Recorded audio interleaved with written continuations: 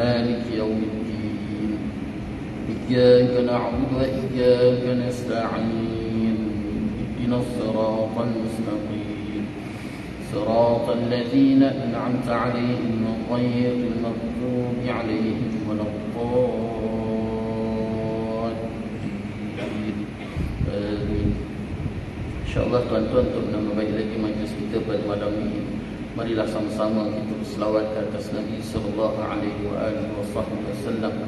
Semoga dengan kita berselawat ke atas Nabi sallallahu alaihi wasallam, Allah Subhanahu wa taala memberi keberkatan, keredaan, rahmat, dan lebih-lebih lagi kita mengharapkan Allah Subhanahu wa taala mengampuni segala dosa kita insya-Allah. Bismillahirrahmanirrahim. Allahumma salli ala sayyidina Muhammadin nabiyil ummi wa ala alihi wa sahbihi wa barik wa sallim. Allahumma salli ala sayyidina Muhammadin nabiyil ummi wa ala alihi wa sahbihi wa barik wa sallim. Allahumma salli ala sayyidina Muhammadin nabiyil ummi wa ala alihi wa sahbihi wa barik wa sallim. Allahumma salli ala sayyidina Muhammadin nabiyil ummi wa ala alihi wa sahbihi wa barik wa sallim. Allahumma salli ala sayyidina Muhammadin nabiyil ummi wa ala alihi wa sahbihi wa barik wa sallim. Allahumma salli ala sayyidina Muhammadin nabiyil ummi wa ala alihi wa sahbihi wa barik wa sallim. Allahumma salli ala sayyidina Muhammadin nabiyil ummi wa ala alihi wa sahbihi wa barik wa sallim. Allahumma salli ala sayyidina Muhammadin nabiyil ummi wa ala alihi wa sahbihi wa barik wa sallim. Allahumma salli ala sayyidina Muhammadin nabiyil ummi wa ala alihi wa sahbihi wa barik wa sallim. Allahumma salli ala sayyidina Muhammadin nabiyil ummi wa ala alihi wa sahbihi wa barik wa sallim. Bismillahirrahmanirrahim. Alhamdulillahi rabbil alamin. Wa bihi nasta'in ala umuri dunya waddin.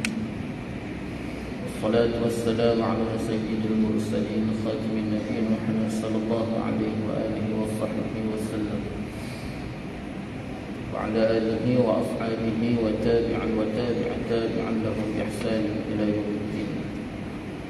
Subhanaka la 'ilma lana illa ma 'allamtana innaka antal 'alimul hakim. Rabbi shrah li sadri wa yassir li amri wahlul 'uqdatam min lisani yafqahu qawli. Rabbi zidna 'ilma warzuqna fahma. Allahumma yassir wa la tu'assir. Rabbi tamim bil khair ya fattah ya 'alim iftah lana futuhal 'arifin. Wa la hawla wa la quwwata illa billahil 'aliyyil 'azim. ولا حول ولا قوة إلا بالله العلي العظيم. ولا حول ولا قوة إلا بالله العلي العظيم. أما بعد. قال الله تعالى في القرآن العظيم: أعوذ بالله من الشيطان الرجيم. بسم الله الرحمن الرحيم. ألم نشرح لك صدرك ووضعنا عنك وزرك الذي أنقض ظهرك ورفعنا لك ذكرك فإن مع العسر يسرا إن مع العسر يسرا فإذا فرغت فانصب إلى ربك فارغب. صدق الله العظيم. Alhamdulillah, pertama-tamanya marilah sama-sama kita merafakkan rasa syukur kita kepada Allah Subhanahu wa taala. Dengan biizinan Allah Subhanahu wa taala dapat sama-sama kita bertemu dan kita bersua lagi pada malam ini, dan sama-sama kita mengharapkan semoga Semoga pertemuan kita pada malam ini Allah SWT penuhkan dengan keberkatan, keredaan, rahmat, dan bil-bil lagi kita mengharapkan Allah SWT mengampuni segala dosa kita insyaAllah. Dan insyaAllah tuan-tuan kita akan sambung lagi bacaan kitab Nurul Ghafilin, peringatan bagi golongan yang lalai. Masih lagi perbincangan kita dalam bab beratnya maut dan kengeriannya. Beratnya maut dan kengeriannya. Muka surat 24, perenggan yang ketiga.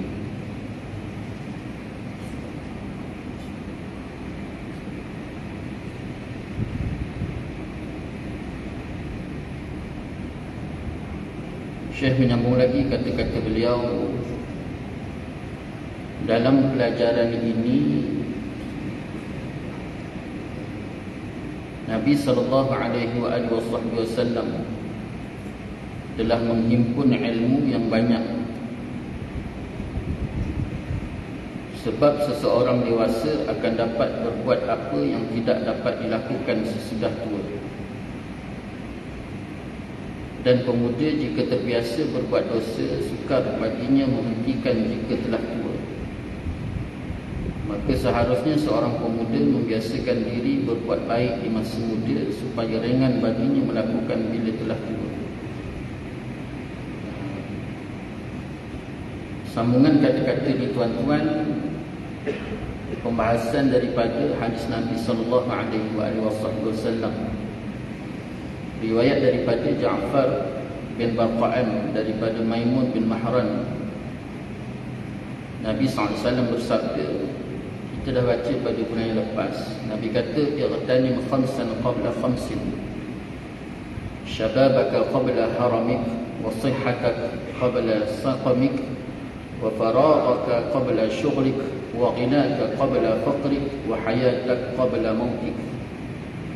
Nabi kata, pergunakan 5 perkara sebelum tibanya 5 perkara. Mudamu sebelum tuamu, dan sihat sebelum sakit, dan longgarmu sebelum sibuk, dan kayamu sebelum kekurangan iaitu miskin, dan hidupmu sebelum mati. Jadi rintitan daripada hadis Nabi SAW ini, Syekh Abu Da'at Samarqandi, dia menggambarkan kepada kita betapa banyaknya ilmu pengetahuan yang terkandung daripada hadis Nabi SAW tersebut. Pembahasan yang pertama dikaitkan dengan permasalahan seseorang yang dewasa, yang mana orang dewasa ataupun orang tua. Nabi kata, mudamu sebelum tuamu. Di sini Syekh digambarkan kenapa hari muda kita tu digunakan dengan sebaik mungkin. Kerana kebiasaan sesuatu perkara dilakukan pada hari muda, maka mudah untuk dilakukan pada hari tua. Itu maksudnya. Kalau katalah daripada hari mudanya biasa solat berjemaah, maka insya-Allah dengan kebiasaan dia melaksanakan solat berjemaah pada hari muda, maka dia akan terbawa dan mudah, ringan untuk melakukan solat jemaah pada hari tua. Begitu juga kebaikan-kebaikan lain yang sudah dibiasakan, terbiasa daripada hari muda. Itu pepatah orang Melayu kita kata, lentuh muluh daripada rebung. Daripada rebung tadi dah mula diajar dan dibiasakan. Sebab kalau kita lihat bagaimana pendidikan yang telah digambarkan oleh Nabi SAW, bermula daripada Nabi sebut lahirnya anak Adam ini seperti kain putih. Yang mencorak kain putih itu sehingga menjadi Yahudi, Majusi. Yahudi, Nasrani dan Majusi itu adalah 2 ibu bapa. Maknanya lahir je anak Adam ni, dia seperti kain putih. Yang mencorakkan, maksud corak ni pendidikan yang diberikan 2 ibu bapa tadi, sama ada ibu bapa tadi mencorak ataupun pembentukan pendidikan yang diberikan kepada anak tadi bentuk Yahudi, Nasrani ataupun Majusi, maka itulah dia akan terbentuk kepada anak tadi. Sebabnya contoh kita lihat bagaimana Rasulullah sallallahu alaihi wasallam qudwatun hasanah, contoh yang paling terbaik. Allah gambarkan melalui perjalanan sirah Nabi sallallahu alaihi wasallam. Walaupun lahirnya Rasulullah SAW ini sebagai yatim, tetapi penjagaan dan pemeliharaan pertamanya daripada segi bahasa, akhlak, adab, maka untuk menjaga perkara-perkara tadi sudah menjadi adat resam bangsa Arab. Mereka akan lahir ataupun mereka akan membesarkan anak tadi di perkampungan. Itu yang diserahkan Rasulullah itu kepada ibu susuan Halimatus Sa'diyah, satu perkampungan pendalaman Bani Sa'ad. Jadi 4 tahun Rasulullah membesar di Bani Sa'ad bersama Halimatus Sa'diyah tadi. Kerana apa? Tujuannya untuk menjaga bahasa dia, lughat dia. Lugah, bahasa yang digunakan orang kampung dengan orang bandar beza. Kita dulu bangsa Melayu kita ni tuan-tuan, kalau orang kampung tu masih guna saya, awak. Orang bandar dulu tuan-tuan, dulu lu gua dulu. Tapi sekarang dah beza, terbalik. Orang duk bandar lagi baik adabnya, akhlaknya dibandingkan orang kampung hari ini. Adab akhlak dah berbeza, bertukar situasi keadaan. Di bandar lebih mudah mendapatkan ilmu pengetahuan dibandingkan di kampung. Hari ini kampung susah kerana banyak orang pergi ke bandar, dan gaya bahasa pun berbeza. Kalau hari ini kita tengok peratus pengisap dadah lebih tinggi di kampung dibandingkan di bandar. Tapi satu ketika dahulu, lebih-lebih lagi di zaman Nabi SAW, menjadi adat bangsa Arab, bila anak bila lahir saja tuan-tuan, dia akan dibesarkan, diberikan susuan, dipanggil ibu susuan, kepada orang-orang kampung yang mengambil upah susuan tadi. Tujuannya apa? Untuk menjaga bahasa, adab, akhlak dia tadi.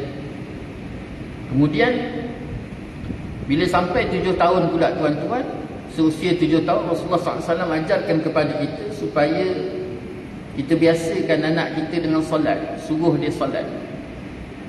Suruh solat ni bagaimana? Ulama perincikan, suruh solat sehingga anak solat. Sekalipun sampai tahap perlu kepada ugutan, maka wajib ugut. Bukan hanya sekadar suruh, tetapi suruh sampailah anak tadi solat. Jadi bila sampai 10 tahun pula, Rasulullah kata sampai usia 10 tahun, kalau anak tadi didapati dalam keadaan tidak lagi solat, maka wajib dirotan. Ini nampak step by step yang telah diajar oleh Nabi SAW.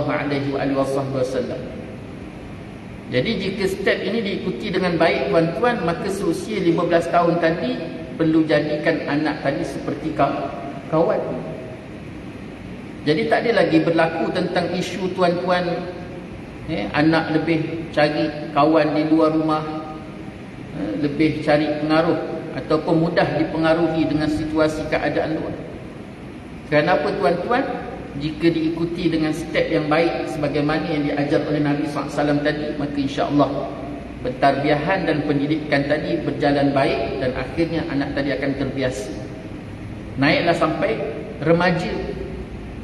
Jadi bila naik remaja dengan keadaan pendahuluan pentarbiahan yang betul sebagaimana yang telah digarispandukan oleh Nabi SAW dan dikukuhkan lagi pembahasan dan penerangan penjelasan kepada kita melalui syariat dan kata-kata para ulama, maka akhirnya remaja tadi menjadi remaja yang mempunyai jati diri yang baik, perjalanannya cantik, solatnya kemas, pengetahuan ilmu terhadap agama dan kehidupan tadi sangat baik.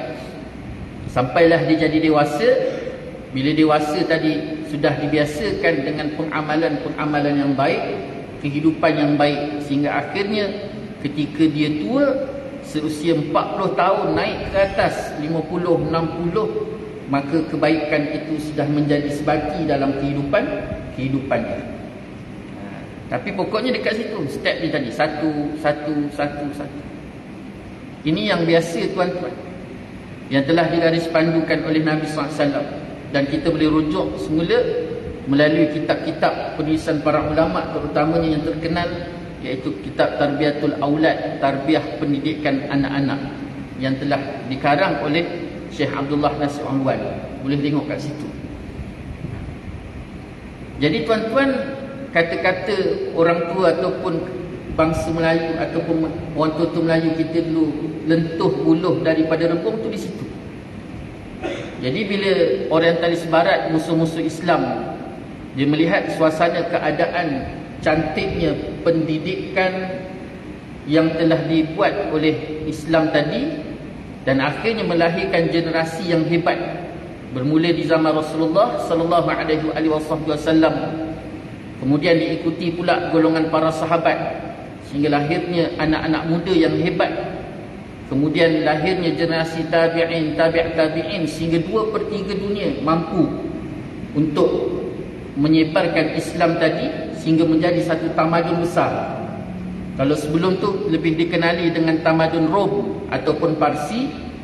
Kemudian selepas daripada tu kebangkitan Nabi SAW dan sepeninggalan Nabi SAW melahirkan generasi yang hebat tadi, akhirnya lahir sebuah tamadun hebat, panggil tamadun Islam. 2/3 dunia.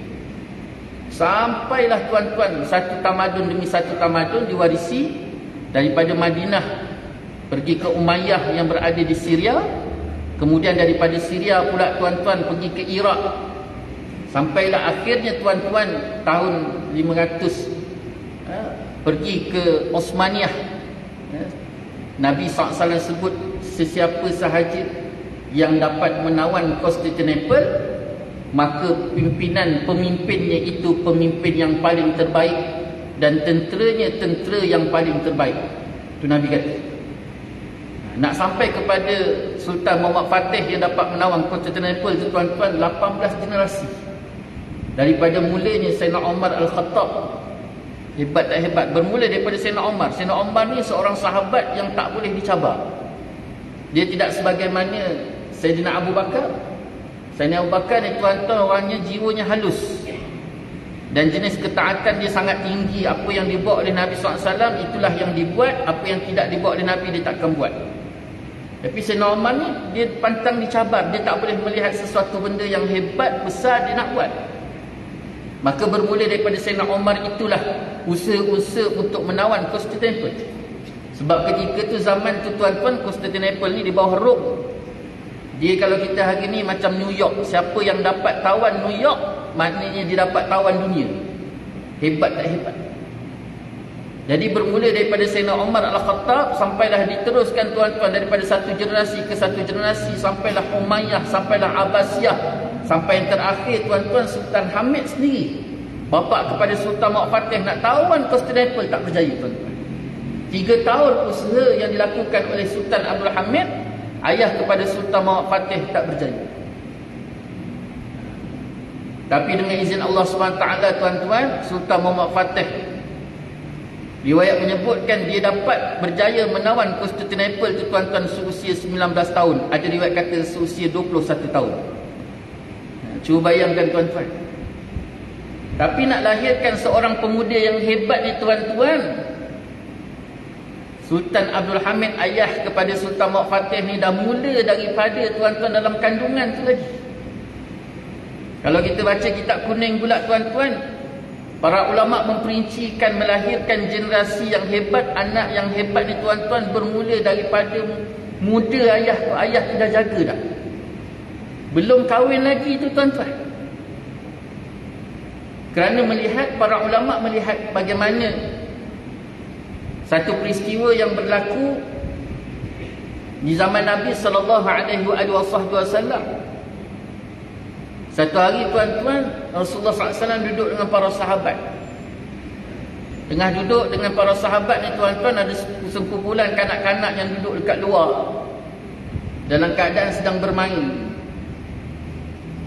Jadi mereka bermain tu tuan-tuan, permainan mereka tadi tercampak masuk di tengah-tengah halaqah Nabi SAW.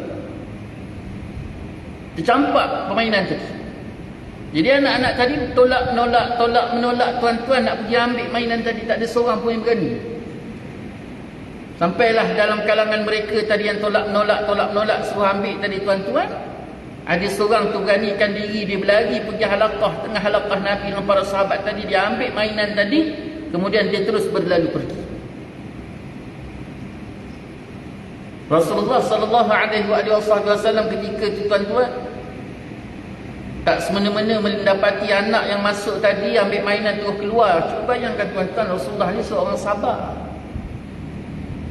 sabar yang sangat hebat. Tapi ketika tu situasi tadi tuan-tuan membuatkan Rasulullah dalam keadaan muka yang sangat merah, lalu keluar kata-kata daripada dua bibir Nabi SAW. Nabi sebut syubahat. 3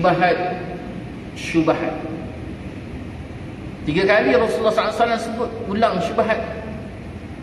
Sampaikan para sahabat ketika itu senyap tuan-tuan. Orang tak pernah marah, tiba-tiba marah tuan-tuan, takut. Sampai Rasulullah tanya, anak siapa tadi? Tak ada seorang sahabat pun berani menjawab tuan-tuan. Sampailah selesai pertemuan Rasulullah dengan para sahabat tadi, lalu datanglah seorang sahabat menemui Nabi SAW. Lalu mengakui bahawa anak yang masuk tadi adalah anak saya, ya Rasulullah. Rasulullah bertanya. Apa pertanyaan Rasulullah tuan-tuan? Rasulullah dia tak tanya sekolah mana. Ni budaknya sekolah mana? Cikgu mana yang ajar? Rasulullah tanya, tuan-tuan, apa yang kau bagi makan anak kau ni? Itu tanya Rasulullah. Cuba bayangkan tuan-tuan. Apa yang kau bagi makan anak kau ni? Soalan Nabi. Nabi tak tanya sekolah mana. Nabi tak tanya kau guru dengan siapa. Apa yang kau ajar anak kau. Apa yang kau didik anak. Tak. Rasulullah tanya apa yang kau bagi makan anak kau. Jadi sahabat tadi berfikir, tuan-tuan, tak ada apa. Sedangkan di zaman Nabi SAW tu makanan ni tak sebagaimana makanan kita.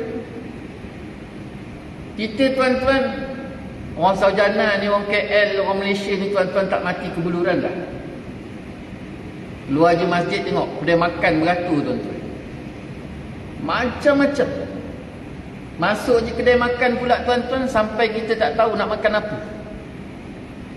Macam-macam makanan. Nasi goreng dia berpuluh-puluh nasi goreng. Kita zaman Rasulullah tu tak. Jadi sahabat tadi menjawab, ya Rasulullah, dah aku tak tahu. Benda biasalah, mungkin roti dia kata. Sebab zaman Nabi tu yang makan roti, susu, kurma. Sehingga kan Rasulullah kata balik dia kata, kau balik, kau tanya isteri kau. Jadi sahabat tadi tuan-tuan dia balik, dia tanya cerita tentang peristiwa yang berlaku, tentang anak tadi tuan-tuan masuk dalam halaqah, keluar, Rasulullah marah. Sehingga sampaikan tuan-tuan, diceritakan, wahai isteriku, apa yang telah kau berikan kepada anak kita makan, apa yang kau berikan makan pada anak kita. Lalu isteri dia jawab, wahai suamiku, tidak aku berikan apa-apa makanan selainkan makanan yang kau bawa balik, wahai suamiku. Suami bawa balik. Kita tak, kita beli, tak kita beli, isteri kita beli. Tak isteri kita beli, anak kita pergi beli sendiri. Jadi akhirnya tuan-tuan, balik-balik semula sahabat tadi menemui Nabi, bagi tahu, ya Rasulullah, isteri aku kata, apa yang aku bawa balik? Rasulullah kata balik. Hari kedua sahabat tadi berfikir, tuan-tuan, tak jumpa. Hari ketiga dengan izin Allah SWT baru dia teringat. Sebelum dia berkahwin dulu tuan-tuan, dia pernah pergi ke pasar, membeli 1 kilo, membeli korma tuan-tuan. Jadi sahabat tadi beli korma tuan-tuan, ketika dibungkus korma tadi, tuan kedai tadi bungkus korma tadi, dia ada ambil sebiji korma tanpa minta izin, dia makan. Sebiji korma dia makan tanpa minta izin tuan-tuan. Dia teringat waktu dia remaja dulu. belum kahwin. Jadi sahabat tadi bila teringat saja dia pun kembali menemui Nabi SAW menceritakan tentang perihal semikian. Lalu Nabi perintahkan kepada dia supaya pergi ke kedai, ke pasar, pergi kedai kurma tadi minta izin, minta halal. Jadi sahabat tu pun balik-balik. Cuba bayangkan tuan-tuan, daripada belum kahwin, dah kahwin, sampai dah kahwin, dah ada anak, anak pula dah besar. Tapi alhamdulillah dengan izin Allah SWT, kedai tadi masih ada tuan-tuan. Kedai kurma tu. Jadi cuma yang tak ada bila dia datang kedai tadi, owner kurma tu tak ada tuan-tuan. Yang ada masa tu tinggal anak dia. Tuan dia tuan-tuan dah meninggal dunia. Jadi diceritakan tentang perihal bahawa dia pernah termakan sebiji tanpa izin. Lalu dia minta izin, tuan kedai tadi pun mengizinkan tuan-tuan dan menghalalkan. Masya Allah. Ni cuba bayangkan tuan-tuan. Itu sebabnya para ulama kata generasi yang hebat itu bukan hanya sekadar bermula daripada kandungan, tetapi sebelum, bagaimana apa yang dimakan oleh ayah dan apa yang dimakan oleh mak sebelum perkahwinan ketika pembinaan. Kemudian ulama sebut pula, yang kedua pula tuan-tuan, bagaimana keadaan situasi ketika mak dengan ayah itu pun berjimak. Itu yang kedua, itu melahirkan generasi yang hebat tadi. Kemudian yang ketiga pula tuan-tuan, bila ketika mana dia lahir, anak tadi dikandung, kemudian lahir tuan-tuan, apa yang diberi makan pula ketika itu, baik sama ada makanan fizikal ataupun makanan rohani. Kemudian bagaimana pendedahan situasi keadaan sekeliling. Jadi semua ni yang memain peranan tuan-tuan, bagaimana pembinaan seorang manusia ataupun generasi tadi. Anak tadi tuan-tuan untuk lahir sebagai seorang yang hebat. Jadi melihat keadaan situasi inilah musuh-musuh Islam, mereka tahu bahawa mereka tak akan mampu nak berdepan dengan umat Islam secara berdepan, apatah lagi nak berperang. Nak perang depan-depan tak mampu tuan-tuan. Generasi demi generasi, bila kata perang saja kalah. Muka musuh Islam kalah. Itu sebabnya mereka rosakkan umat Islam ini dengan dua keadaan.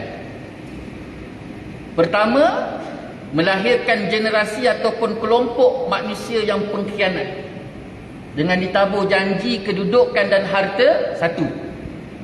Itu sebabnya tuan-tuan, kalau kita lihat bagaimana Kerajaan Osmaniyah jatuh pada 1924 tuan-tuan. Bukannya jatuh dengan berdepan, tak, melahirkan generasi ataupun kelompok manusia-manusia pengkhianat daripada dalam istana sendiri. Dan mereka-mereka yang berada di sekeliling Sultan Osmaniyah ketika itu tuan-tuan.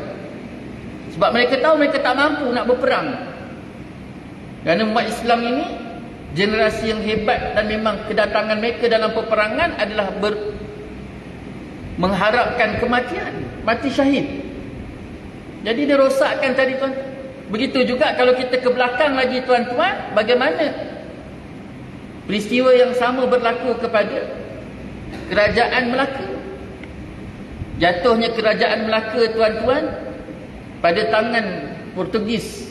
Ketika itu Alfonso, dia masuk datang Melaka, serang Melaka kali pertama tak berjaya. Lalu tuan-tuan, dia datang kali kedua dengan keadaan sudah bersiap sedia golongan pengkhianat daripada dalam istana. Dan mereka inilah yang membuka pintu Melaka tuan-tuan, sehingga akhirnya Melaka jatuh.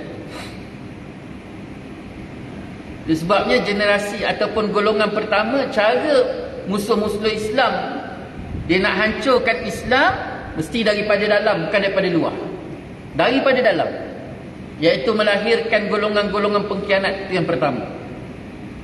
Dan yang kedua pula tuan-tuan, bagaimana mereka rosakkan umat Islam. Inilah dia, melahirkan golongan-golongan jahiliah, jauh daripada ilmu pengetahuan, golongan yang tidak ada ilmu, golongan yang tidak dipandu dengan ilmu, berjalan dalam keadaan masih lagi konon-kononnya Islam, tetapi beramal tidak sebagaimana yang dikehendaki oleh Islam.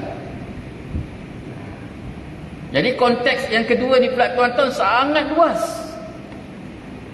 Kalau kita lihat satu demi satu tuan-tuan, bagaimana pembentukan pemikiran penjajah. Dia dah jajah, Dia nak Kristiankan kita tak mampu. Tapi caranya ialah menjauhkan masyarakat daripada ulama dan juga pendadahan ilmu pengetahuan yang sebenar. Jadi bila dah jauh daripada ulama, ulama dah tak boleh. Masyarakat jauh, tak nak dekat dah. Jadi masyarakat tadi tak boleh dipandu dengan ilmu yang sebenar. Ketika itulah mereka menggunakan cara pembentukan pemikiran dengan ditubuhnya tuan-tuan sekolah-sekolah Inggeris.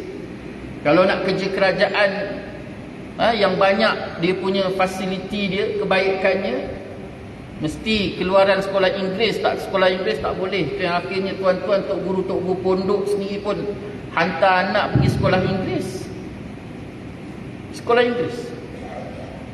Ni pembentukan pemikiran, satu. Kemudian pula tuan-tuan, dalam konteks yang kedua ni pula tuan-tuan, dia buat pula anak kita diserang pula anak kita tuan-tuan dengan pemakanan yang tak baik. Pemakanan yang tak sihat. Sebabnya Nabi SAW sebut makanan yang haram, lahirnya darah yang haram, dan darah yang haram ni tuan-tuan akan dibakar oleh Allah SWT di akhirat. Kenapa Nabi sebut konteks makan ni? Kerana Nabi nak gambarkan pemakanan itu adalah salah satu acuan pembentukan kepribadian seseorang. Itu yang cerita tadi tu. Bagaimana sahabat tadi tuan-tuan, hanya sebab makan sebiji korma tanpa izin. Kalau kita hari ni tuan-tuan, apa yang kita tak makan?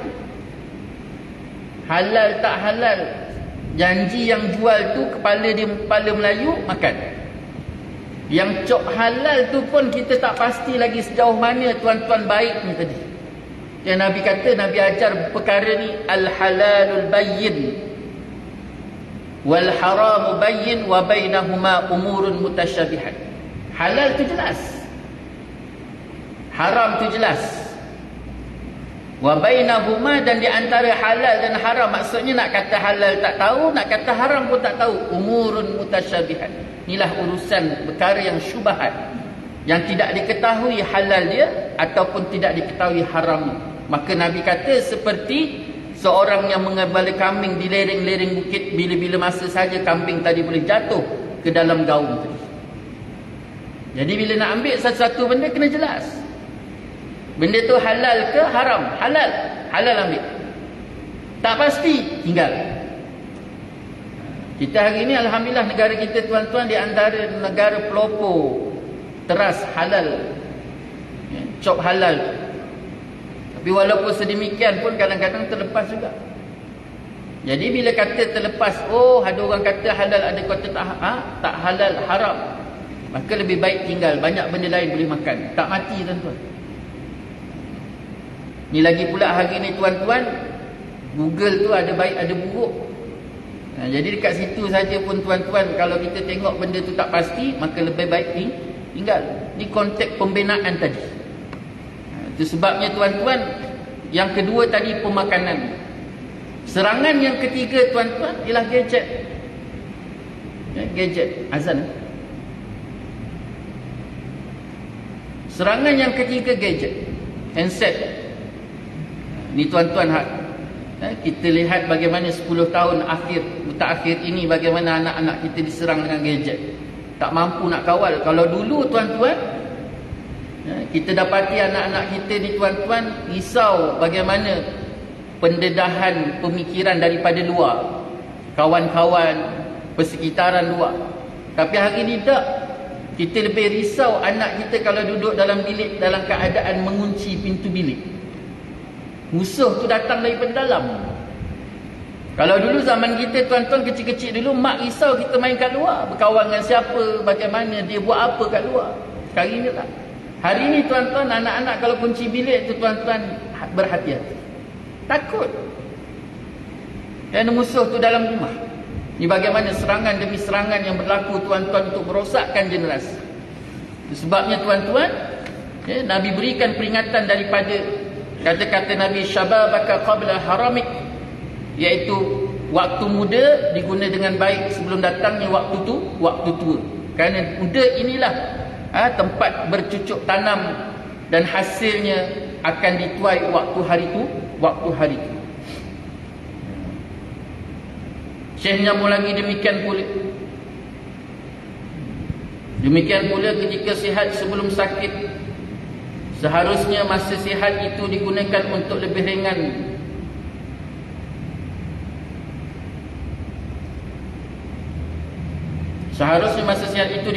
untuk lebih rajin berbuat amal soleh.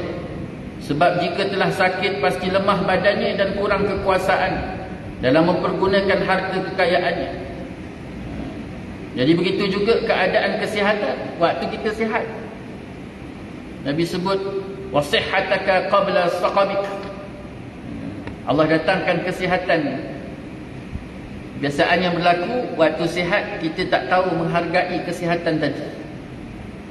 Jadi bila dah mula rasa sakit, Allah datangkan sakit, lemah, tak berapa kuat, ditarik sikit demi sikit kesihatan tadi, itulah baru kita rasa hargai kesihatan tadi.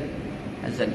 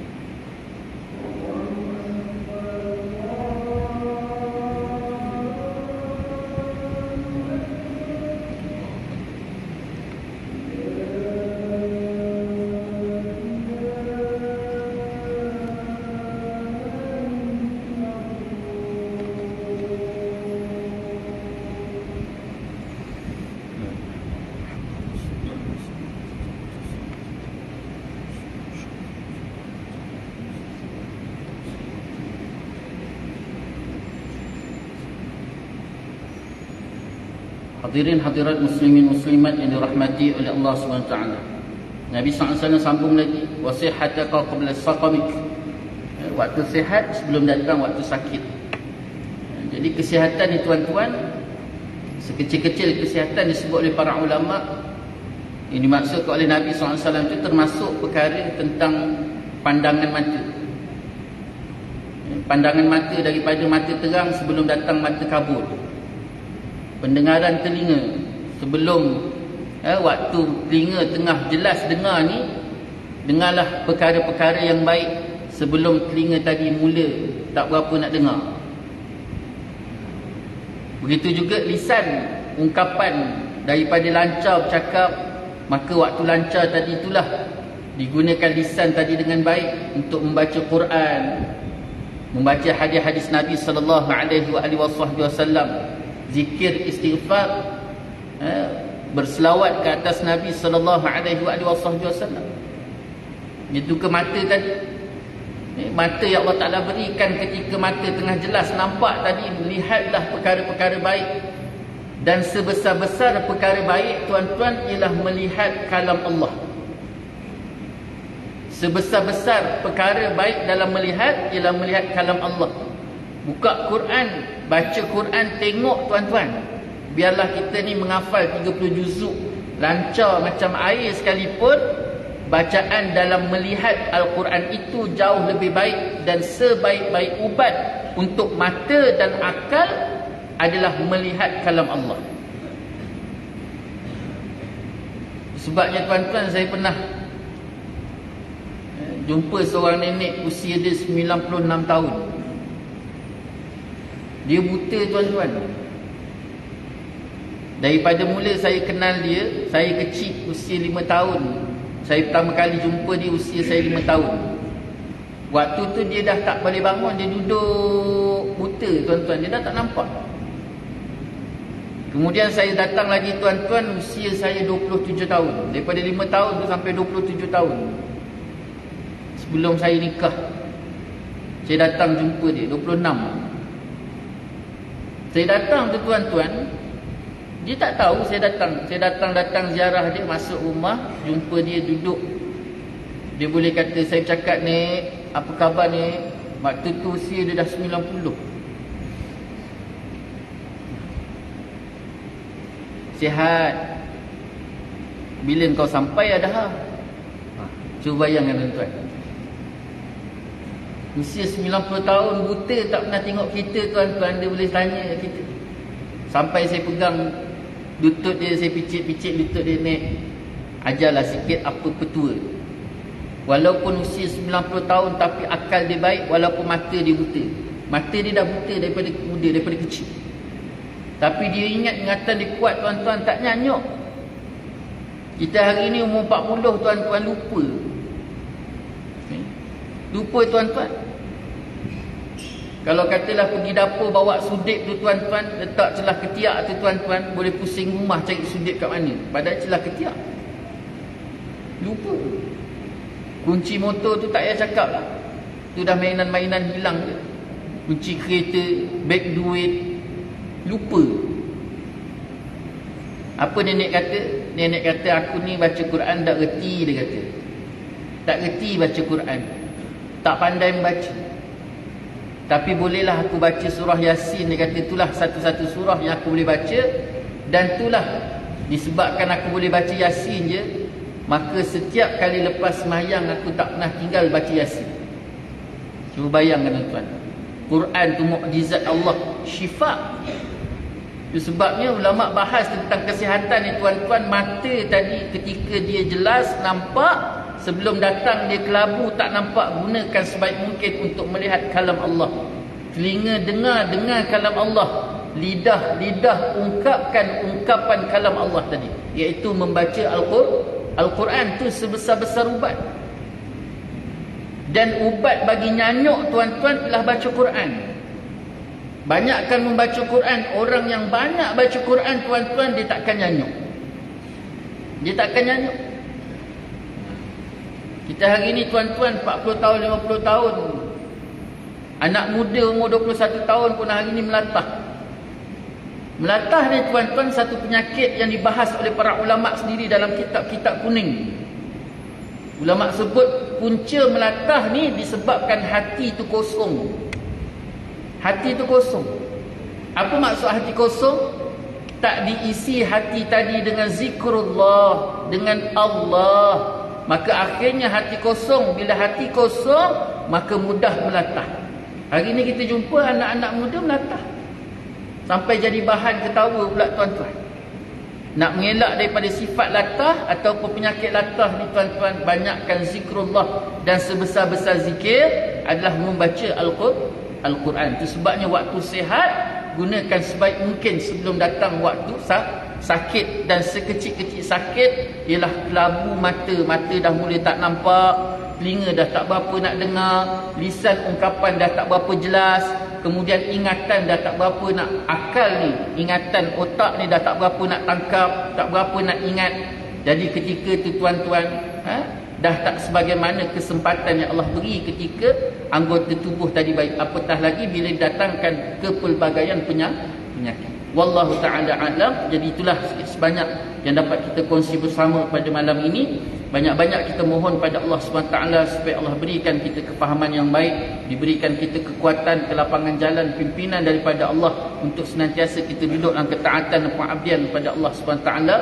Allah, kita harapkan Allah akhiri hayat kita, kehidupan kita dengan kebaikan, redha dan rahmat Allah. Dan akhirnya kita mendapat kebaikan di dunia dan kebaikan di akhirat daripada Allah SWT. Pasangan kita, anak keturunan kita, masyarakat kita, semuanya duduk dalam keadaan bersama-sama. Rabbana atina fid dunya hasanah wa fil akhirati hasanah wa qina azabannar. Yang baik itu daripada Allah, yang tidak baik itu menunjuk kelemahan saya sendiri. Saya mohon maaf di atas segala salah kata, salah bicara.